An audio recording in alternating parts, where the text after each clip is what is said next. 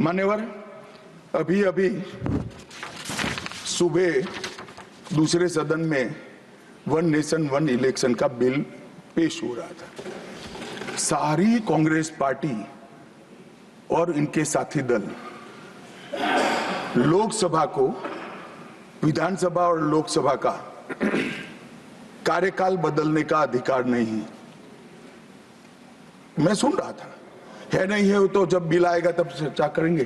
परंतु भाई आपने क्या किया, 42वें संशोधन से 3 जनवरी को लोकसभा और राज्य की विधानसभाओं का सामान्य कार्यकाल 5 वर्ष से बढ़ाकर 6 साल कर दिया।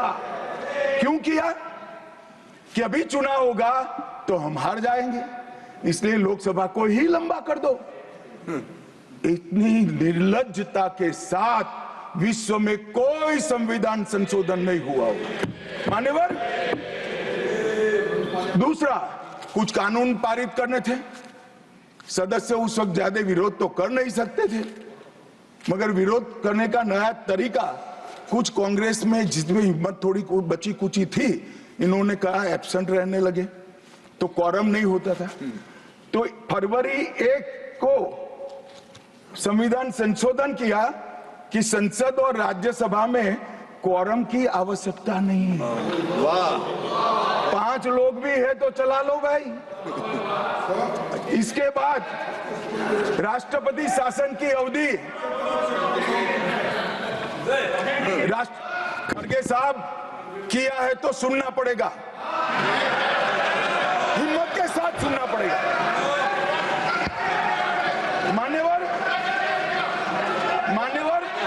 राष्ट्रपति शासन की अवधि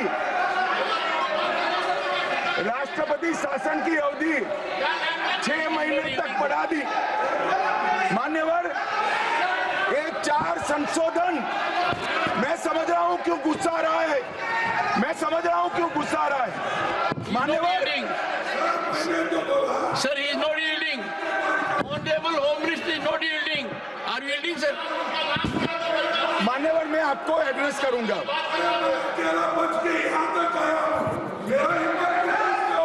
तुम तो कायर हो, तुम मान्यवर, तुम लड़ाकू हो। Okay. मान्यवर, मैं आपको एड्रेस करूंगा। Go on report. What the Honorable Home Minister said. खड़गे जी, मैं आपका बहुत सम्मान करता हूं, आपकी हाजिरी वहां दर्ज कर दी गई है। कृपया बैठे, मुझे बोलने दीजिए।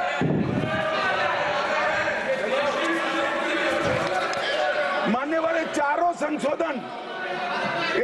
संशोधन मैं मेरी पार्टी के दफ्तर से नहीं ला सकता। ये चारों संशोधन संविधान में हुए, किसी को अदालत ने निरस्त किया, किसी को जनता पार्टी की सरकार आई तब उसको निरस्त किया, कुछ लिंगरिंग टेस्ट में रह गए, पर ये चारों संशोधन वास्तविकता है। ये 4 संशोधन से कांग्रेस पार्टी की संविधान सुधार करने की मंशा क्या है?